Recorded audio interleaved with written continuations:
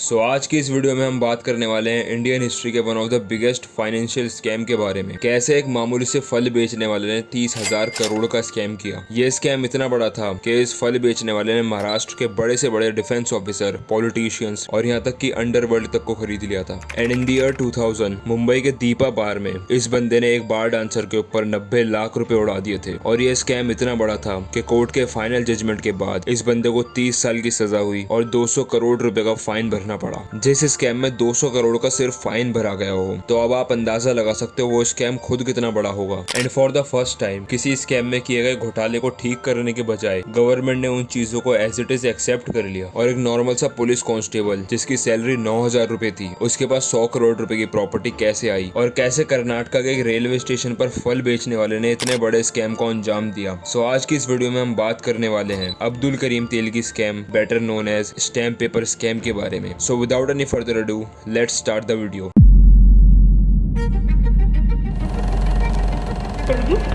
Yeah. Who are those politicians? Well, The first time I met Telgi, he said, "अरे साहब इसको तो आप बंद नहीं कर सकते."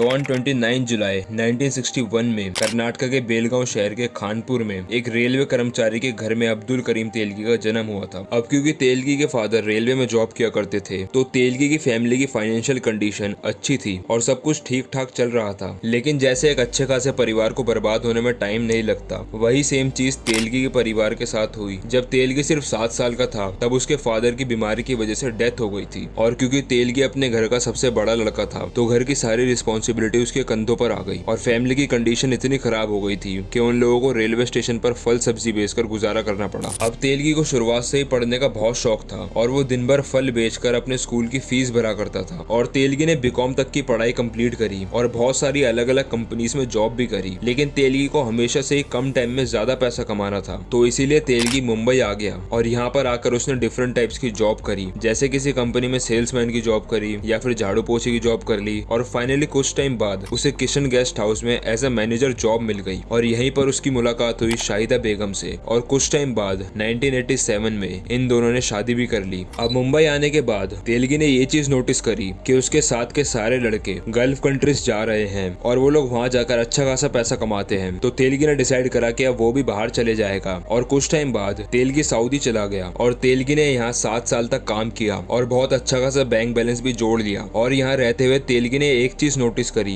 कि बहुत सारे ऐसे लड़के हैं जो फॉरेन कंट्रीज में आकर काम तो करना चाहते हैं, लेकिन वो प्रॉपर डॉक्यूमेंट्स ना होने की वजह से फॉरेन कंट्रीज में जा नहीं पा रहे हैं। और यहाँ से तेलगी की क्रिमिनल लाइफ स्टार्ट होती है। तो अब मुंबई वापस आकर तेलगी ने फेक पासपोर्ट और वीजा बनाना सीखा और वो फेक पासपोर्ट बेचा करता था और उसका ये बिजनेस इतना बढ़ गया था कि कुछ टाइम बाद उसने लोगों को फेक इमिग्रेशन सर्टिफिकेट्स भी बेचना स्टार्ट कर दिए। और अब धीरे धीरे करके तेलगी बल्क में पैसा कमाने लग गया था और जिसका पासपोर्ट कहीं नहीं बन पाता था, उसका पासपोर्ट तेलगी के ऑफिस में बन जाता था। और सबसे चौंकाने वाली बात तो ये थी कि लोग उन पासपोर्ट से लीगली बाहर भी चले जाते थे। और अब तेलगी का बिजनेस इतना बढ़ गया था कि किसी ने सरकारी एजेंसी में तेलगी की कंप्लेंट कर दी और फॉर द फर्स्ट टाइम 1993 में तेलगी फ्रॉड के केस में अरेस्ट हुआ। और वो कहावत है ना कि रिटायर तो ऑफिसर्स होते हैं, चोर नहीं। सेम चीज तेलगी के साथ हुई। वो जब जेल में आया तो उसकी वहाँ मुलाकात हुई राम रतन सोनी से, जो कि फेक शेयर सर्टिफिकेट्स बनाने के केस में अरेस्ट हुआ था। पहले के टाइम में शेयर डॉक्यूमेंट्स फॉर्म में मिला करते थे, आज की तरह ऑनलाइन डीमेट अकाउंट्स में नहीं। और इनको फेक या डुप्लीकेट करना उस टाइम बहुत आसान था। और राम रतन सोनी ने तेलगी को छोटे मोटे काम छोड़कर बड़े काम को अंजाम देना सिखाया। और सोनी ने तेलगी को स्टैम्प पेपर की दुनिया से इंट्रोड्यूस भी कराया और स्टैम्प पेपर के ऑफिस के अंदर के लूप होल्स और नेग्लिजेंस के बारे में भी बताया। और ये भी बताया कि अगर पॉलिटिशियंस, गवर्नमेंट ऑफिसर और अंडरवर्ल्ड से आपके सही कनेक्शंस हो, तो आप एक बहुत बड़े स्केल पर स्टैम्प पेपर के स्कैम को अंजाम दे सकते हो। और अब तेलगी और सोनी ने जेल से बाहर आने के बाद इस स्कैम को एग्जीक्यूट करने का फैसला लिया।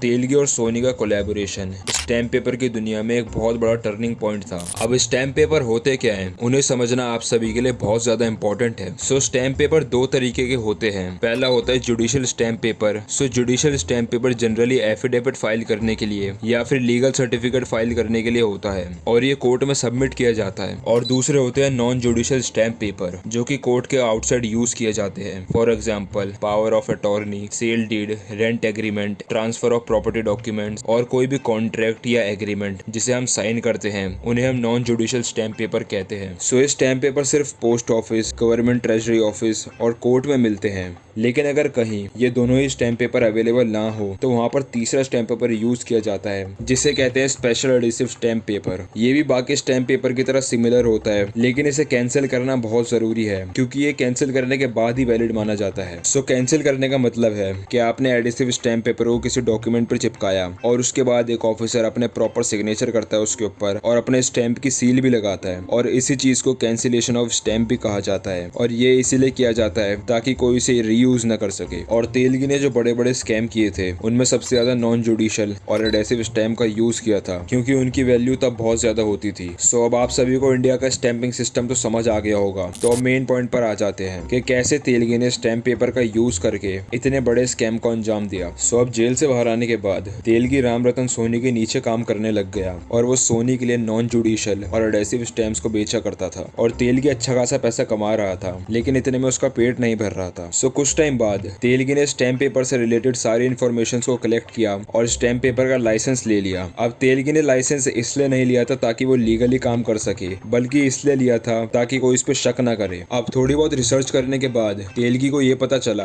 कि इंडियन गवर्नमेंट की स्टैम्प पेपर छापने वाली फैक्ट्री में जब कभी भी स्टैम्प पेपर छापने वाली मशीन पुरानी हो जाती है तो उसको या तो कबाड़े में फेंक दिया जाता है या फिर उसकी नीलामी हो जाती है। सो अब तेलगी सीधा इंडियन सिक्योरिटी प्रिंटिंग प्रेस में जाता है और प्रिंटिंग मशीन से रिलेटेड सारी इन्फॉर्मेशन को कलेक्ट कर लेता है। सो कुछ टाइम बाद जब प्रिंटिंग मशीन की नीलामी होती है तो तेलगी उस मशीन को खरीद लेता है और उस खराब मशीन को तेलगी एक्सपर्ट्स की मदद से ठीक कर लेता है और स्टैम्प पेपर छापने के लिए सारे जरूरी इक्विपमेंट्स को खरीद लेता है। और ये सब इकट्ठा करने में किसी अंदर के बंदे ने तेलगी की मदद करी थी और इसके बदले में तेलगी ने उसे बहुत मोटी रकम भी दी थी। तो अब आप सब लोग ये सोच रहे होंगे कि तेलगी ने इन सब के बीच में पैसा कैसे बनाया, क्योंकि अगर वो स्टैम्प पेपर को बेचता तो सारा पैसा सीधा गवर्नमेंट के पास चले जाता। सो तेलगी ने 300 MBA ग्रेजुएट्स को हायर किया और उन्हें स्टैम्प पेपर बेचने के लिए कहा, और अगर ये सब लीगल होता तो ये सारा पैसा डायरेक्टली गवर्नमेंट के पास चले जाता। और आप में से कितने सारे लोग ऐसे भी हैं जिन्हें यही नहीं पता कि एक दिन में कितने सारे स्टैम्प पेपर बिकते हैं। अब क्वेश्चन ये आता है कि तेलगी ने इतने बड़े स्केल पर स्टैम्प पेपर को कैसे बेचा। सो अब तेलगी अपने कॉन्टेक्ट्स का यूज करके गवर्नमेंट से स्टैम्प पेपर तो निकलवा लिया करता था, लेकिन वो स्टैम्प पेपर कभी लोगों तक पहुंचते नहीं थे क्योंकि वो उन स्टैम्प पेपर्स को बीच में ही गायब कर देता था। और ऐसा करके वो मार्केट में स्टैम्प पेपर की शॉर्टेज क्रिएट कर देता था और अब लोगों को ना चाहते हुए भी तेलगी से स्टैम्प पेपर खरीदने पड़ते थे जो कि फेक स्टैम्प पेपर थे। अब तेलगी का बिजनेस इतने बड़े स्केल पर हो रहा था कि उसने बड़े से बड़े पॉलिटिशियन, गवर्नमेंट ऑफिसर और यहाँ तक कि अंडरवर्ल्ड तक को भी खरीद लिया था और वो उन सबको मुंह मांगी रकम देता था क्योंकि डेली इतने करोड़ों के स्टैम्प पेपर बिकते थे तो वो नहीं चाहता था कि उसका धंधा बंद हो।